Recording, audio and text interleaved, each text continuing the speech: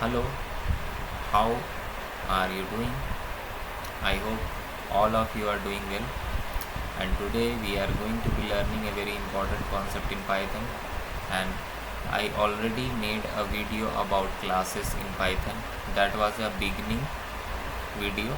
That was the first lesson that I uploaded on the classes and objects. So in that video I explained the concept in a detailed manner. If you are directly watching this video, I suggest you to watch that video first.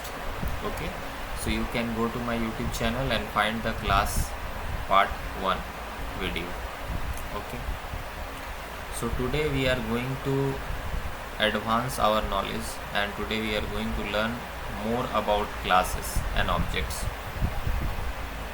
So here is the Python IDLE, Integrated Development Learning Environment, is the full form of IDLE. Okay, and we are going to be learning some more things about classes today. In the previous video I made a dog class and I showed you how to create objects using that class. In today's video I am going to show you another class. I would create a bank account class and I would add some methods to it, and I would show you how a class works. Okay, so class keyword bank account is the name of the class. Okay, inside it there is a constructor method that is dunder init. Okay, the self is for the object. All of these things I have explained in that previous video. So if you are directly watching this, go back to that video and you can check that and you can understand it. Okay, so a bank account would be of a person. So he would have a name, he would have a age, he would have a initial deposit. Initial deposit which would be none. So here I am having this constructor, or you can say initializer, and here I am having some parameters like name, age, initial deposit, etc. Then self.name equals to name. This self.name equals to name is setting the attribute on the object that you would create. Okay, so when you create the object of bank account and you put the arguments like name, age and initial deposit, all of these arguments would be passed through this constructor, and through this constructor all the attributes of the object would be established or would be set. Okay, self.age equals to age and self.initial deposit equals to initial deposit. Okay, now if the initial deposit is none, suppose somebody only provided the values for name and age and he didn't give any initial deposit value, that means this initial deposit we have it like a optional parameter and we have given a optional value of none for it. So even if someone doesn't fill this value, our code would work. But for initial deposit, then the value would become none. But we want, if someone doesn't put this value, we want the initial deposit to be 0. Okay, so if not, or if initial deposit is none. So if initial deposit is none means if someone is not filling any value for the initial deposit while creating the object of bank account class, we are going to set the self dot initial deposit to 0. So this would make sure that if someone didn't put the value for initial deposit while creating the object, we are creating the initial deposit value and setting it to 0 if someone is not providing the initial deposit value when he is creating the object. Okay, so now this is the initial deposit. Okay, now there should be one more thing, self dot balance. Okay, which would be in the beginning self dot initial deposit,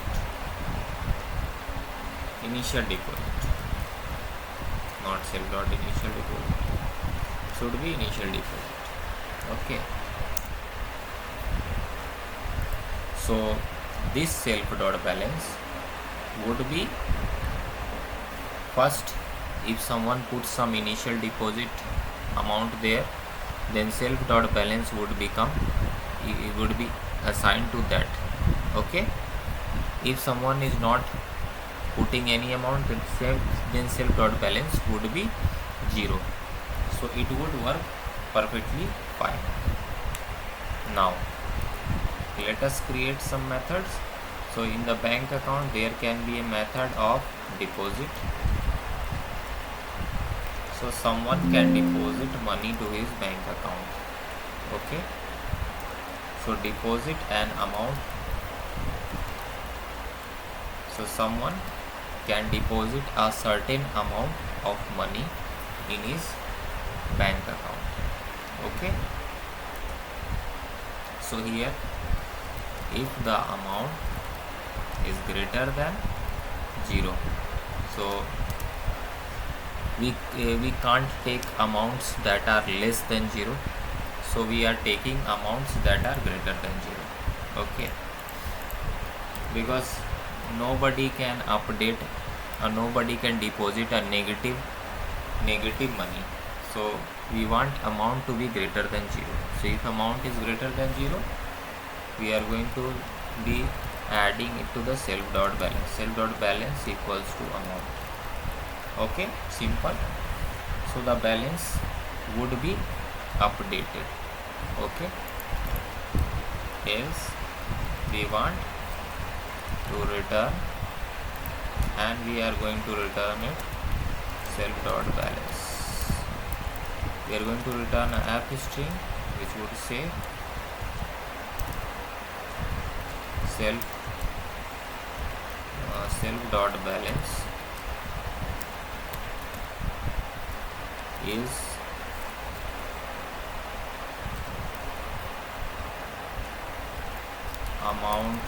first amount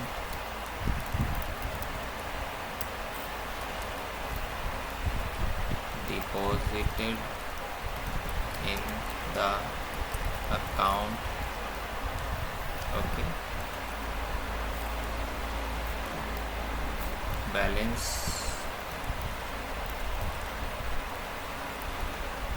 is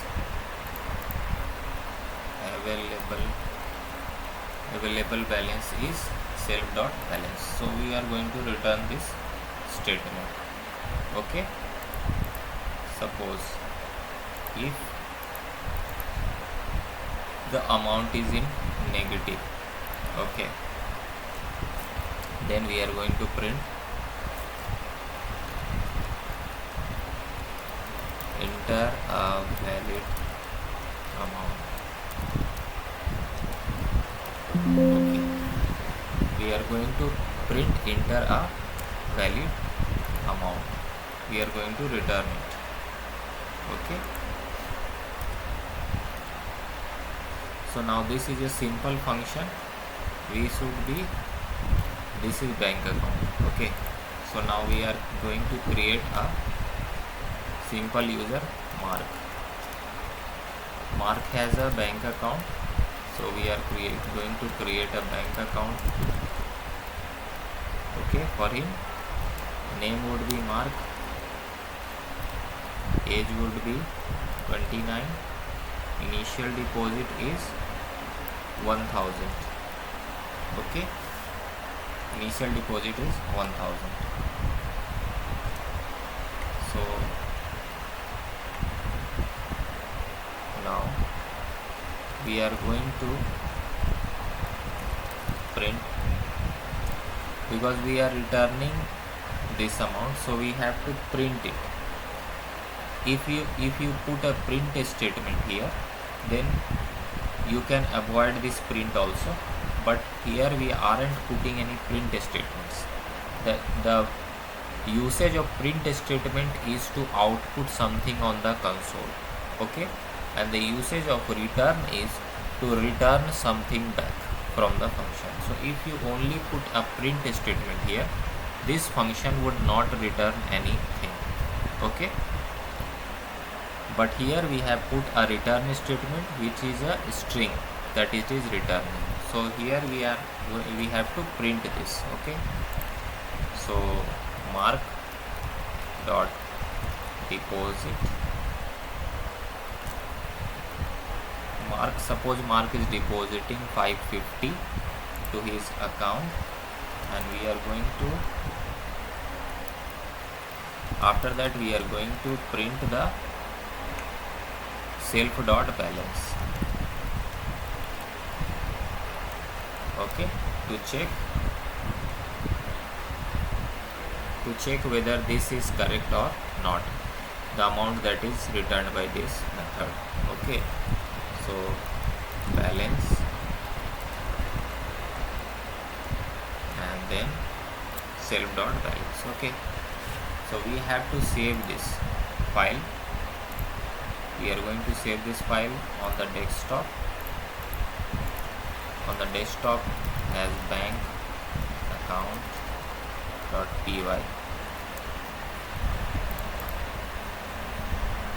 Okay, in the command prompt we are going to go to the desktop, and then we are going to use Python, and then bank account.py we are going to run it. So here, see, the problem here is that I put self here by mistake. It should be mark dot balance, because self keyword is inside the class, and I put it by mistake. Mark is the object, and we are going to access the property of balance which is related to the object mark. So it would be mark dot balance. Okay, CLS, and then see, we haven't saved it. We have to save this file. Now it would work. Okay, see, 550 deposited in the account, available balance is 1550. Okay, now suppose we are creating, we would be making a list of deposits 200, 300, 500, 1000, 3000. Okay, so this is a list of deposits, and then we are going to create a for loop. Okay, we are going to create a for loop, and we would be extracting one element at a time from the list, and we would be depositing it as a amount to this bank account. Okay, so for amount in deposits, so it's a normal for loop syntax. If you don't know about for loop, you should first read about for loop on W3 schools or any other resource like Geek for Geeks you can use, and then you can come back to the PT. But here I am using a very simple construct of the for loop, so you would not have any issue. So what would happen, that this amount is a variable and this is a list of different numbers. So when the loop or the iteration would start, the amount would be taking values from this list. So the first time the amount would be 200, the second time it would be 300, the third time it would be 500. So it is like a step by step, it would take the values from deposits list. Okay, and here we are going to do mark dot deposit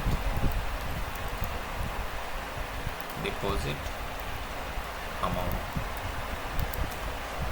Okay, we are going to print it.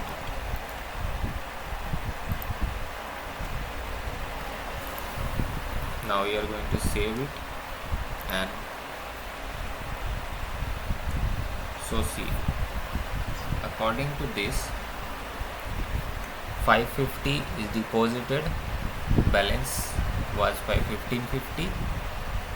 The account started from rupees or dollar or pound, whatever, 1000. Okay, so 1000 was the initial amount, then 550 we added in this statement, 550, so it is 1550, then we added 200, 1750, then we added 300, 2050, then we added 500, 2550, then we added 1000, which is 3550, and then we added 3000, which is 6550. So up till here it is working fine. Okay, now the goal of the class, you must be seeing that all the code that is related to this account is inside this class. So we can create as many methods as we need, and as many methods as we need for the object, and all of that method would be all of those methods would be encapsulated within the class. This is the beauty and power of object oriented programming. So there must be a method to withdraw the money also. So if you can deposit the money, there must be a method to withdraw the money. Now withdraw should take an amount also. So there are some rules for withdrawing the money. The person cannot withdraw negative amount. So if amount is greater than 0, so amount should be greater than 0. That is the case. Or we can do, if amount less than or equals to 0, we can return directly with a message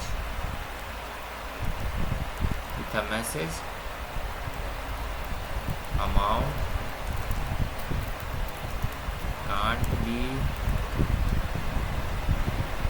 we have to escape the string here, can't escape the code, can't be 0 or negative. Okay, simple message. So if someone enters a negative value or 0, the amount we would return the amount can't be 0 or negative. Okay, let me make it a print statement. So again we don't have to print this, so it would get printed automatically. Okay, now else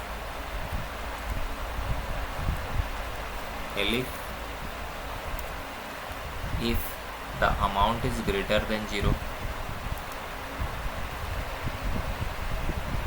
if the amount is greater than 0, we can withdraw it, but there is one more catch. In that the amount must be less than the balance or must be equal to the balance. So that is the case. Nobody can withdraw more money than what his account is currently having. Okay, so nobody can withdraw more money than what is available in his account. So this is the catch. So we have to write some logic so that we can make it like a rule. Okay, so it would function well after that. So the amount must be, if amount is less than or equal to self dot balance, okay,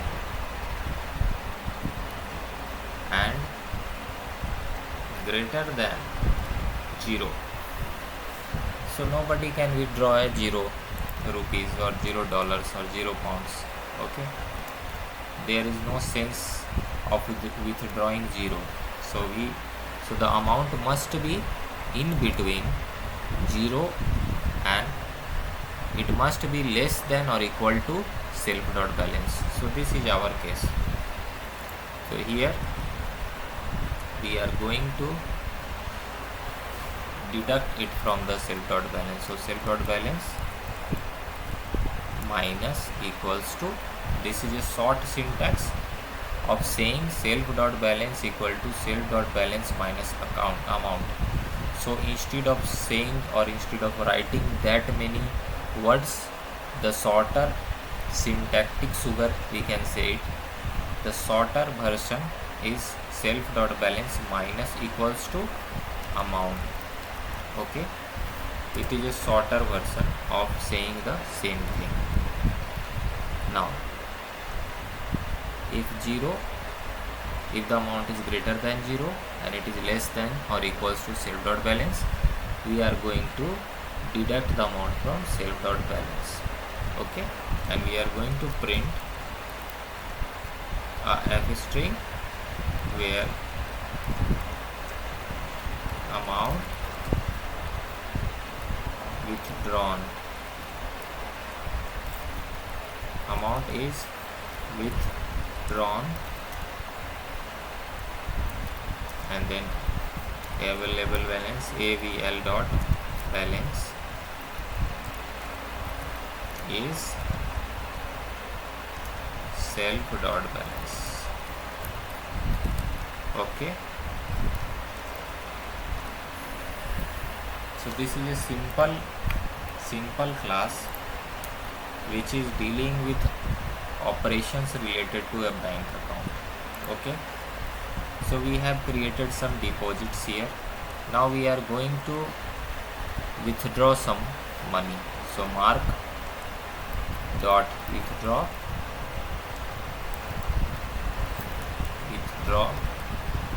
okay, what we want to withdraw, some amount. So suppose 580 I am withdrawing, and I am again doing the same thing, mark dot withdraw 670. So 2 times I am withdrawing. Now we have to save this. Again we are going to run this code. See, these are the deposits: 550, 200, 300, 500, 1000, 3000, and the withdrawn amount is 580 is withdrawn. Available balance is 5970. So we can use the calculator. And see if it is calculating correctly or not. So here the balance is 6550 minus 580, 5970 minus 670. The second withdrawal amount 5300.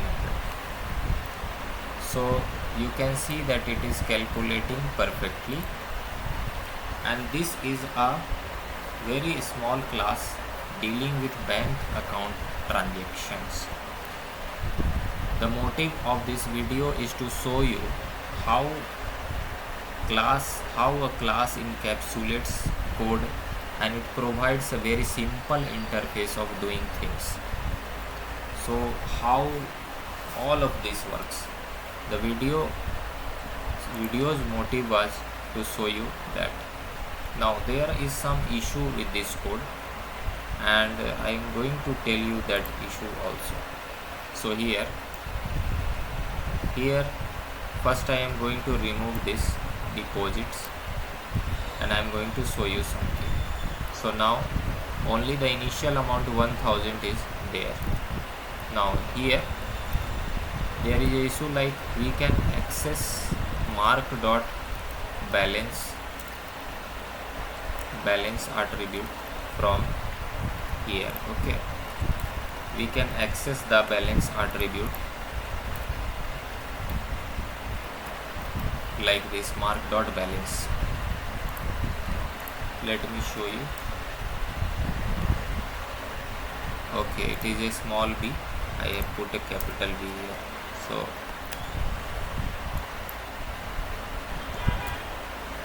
So it is showing 1000. Okay, now let me show you one more thing. If we do mark.balance equals to 10,000 or 10,400. Okay, if we do like this, and if I run this again, you would see that the balance is now 10,400. So here we don't want anyone to directly edit the property of this class, and currently the way we have implemented this class, we can directly set the different properties of the class. So this is not the proper way of doing things. We have to create some private variables in this. So by the way, private variables are variables in the class that you can't access directly from the outside, and you have special methods to access those variables and change the value of those variables. So like this, by mistake also someone can change the balance. Okay, so the correct way of doing it is creating private variables. Now the concept of private variable and creating a private variable, let me tell you. Whenever you want to create a private variable, suppose I want to create self.balance as the private variable, so you can do a double underscore here. Okay, so self.double_balance, this would tell the Python that this is a private variable. So this is a way, the putting double underscore in front of it is a way to create a private variable. Now let me try to access this variable again. So mark.double_balance. Okay, so double_balance is the private variable, and I am going to access it using this. Now see, you would see something amazing. So Python, so you can see that double_balance, it is showing attribute error. This is the behavior that we wanted. This is the behavior that we wanted from a private variable. If you try to access a private variable from outside a class, so it should throw a attribute error, and here it is happening like that. So our code is working fine, and our variable balance is now a private variable. Okay, so now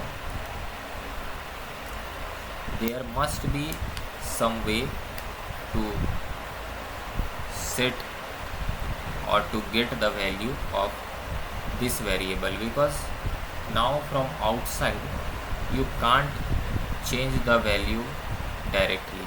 So there should be some way, there should be some way through which we can access this value. There should be some way, and here the add property decorator of Python comes to play. So this add property decorator is a special decorator that helps you create getters and setters. So what is a getter and setter? So it would help you create some methods which would act like a property of the class. So let me show you, you would understand it better. So I am going to create a balance method. Okay, it would take self. Now this would be add property. So we are using the add property decorator. So now when somebody would try to access the balance property which is here, he would be, this method would be called. Okay, because this method balance is listed as a property of here. Okay, we have add property decorator over it. So now we just have to return the self dot thunder balance. So double underscore and balance. So this would return the self dot balance.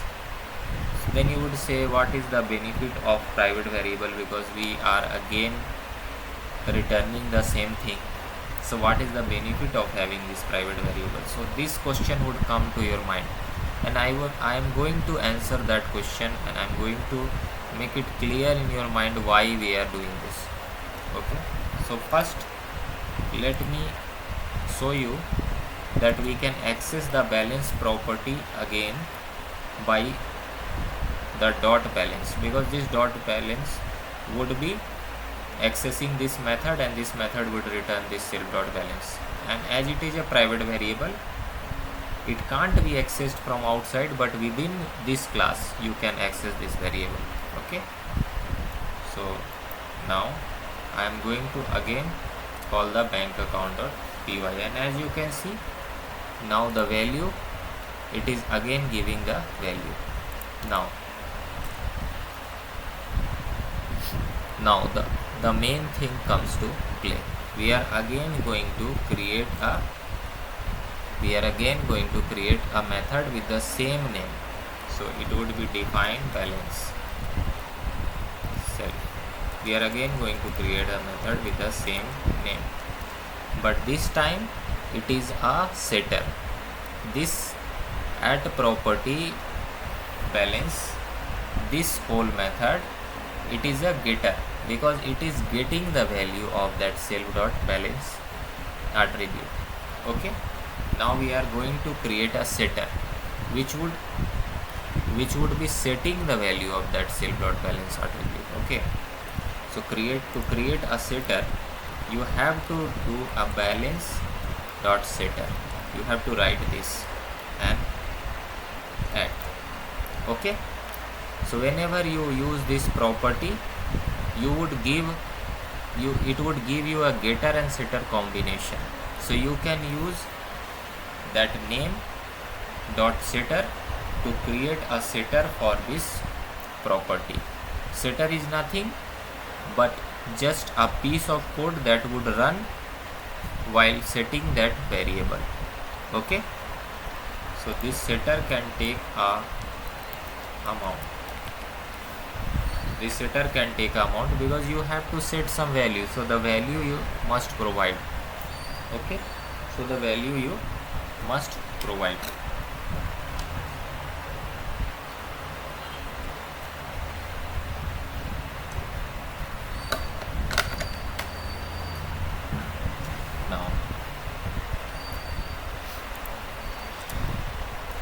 Now see the beauty of this.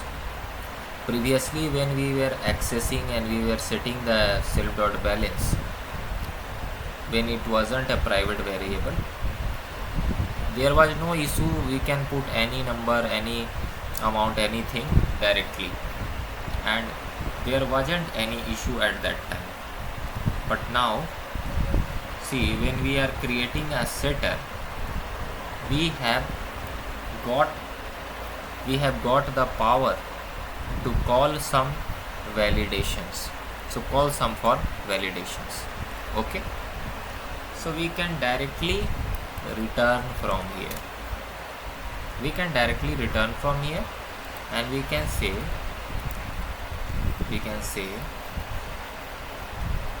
you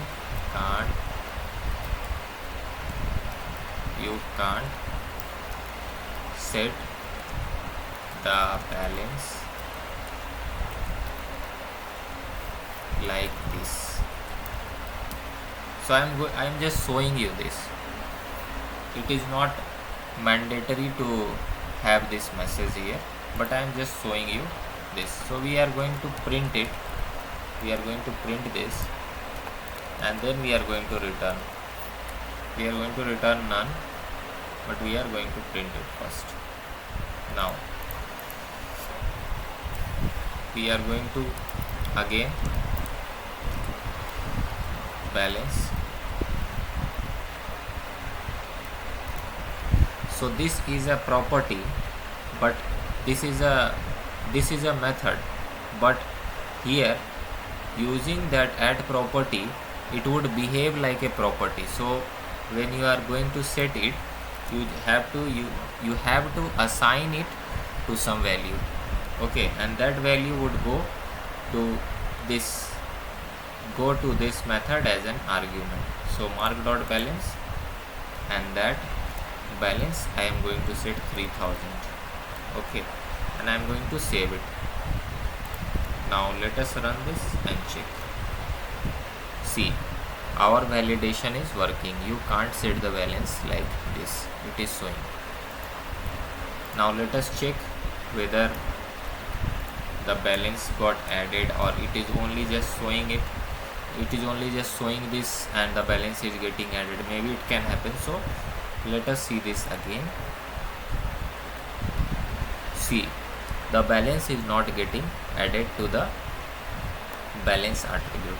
Okay, so this is a way to show you the power of private variables and how you can make the access restricted from outside the class. So this is a powerful way to do it. Now there can be several ways. Okay, there can be several ways of doing things. Suppose there can be a admin password and admin username through which you can change the balance. So it can happen. So suppose this person or this person has some access to change it, so he can change it. Otherwise you can directly mention that you can't change it like this. But the proper way of doing it, initially when we didn't have this add property decorator, somebody could have also typed in a negative balance here and it would get updated like that also. So the proper way of setting it is if amount is less than or equals to 0. Okay, we are going to print can't set an amount less than 0, can't set an amount less than or equals to 0. Okay, so we are going to print this. Otherwise, if the amount is greater than that, we can do a self dot balance equals to amount. Okay, we can then set that. So this is a way you can use getters and setters in the class, and this is the way of using a private variable. So now nobody can set a negative amount on the balance. So this is one of the way to reduce errors and bugs from your code by using the getter and setter. So this code is nearly done. We haven't added the try and except blocks in this, and adding the try and except blocks would make this code very robust and it would not be prone to errors after that. But in this video I am going to wrap it up. I am going to create a separate playlist where I am going to show you how to use the different parts of try and except and how to catch errors in Python. So in this session I am going to wrap it up. This code, if you follow along side with me, you would be learning Python in very less amount of time, and you would be amazed at how good quality, how much code, and how you would be amazed at yourself that you are writing good quality code. Very quickly you would be learning. So follow along, subscribe this YouTube channel, like the video, and I would meet you in the next session with some other topic or with some more videos on classes, because this class and inheritance and other parts of it is very important. It is very important. It is a must know for a Python developer.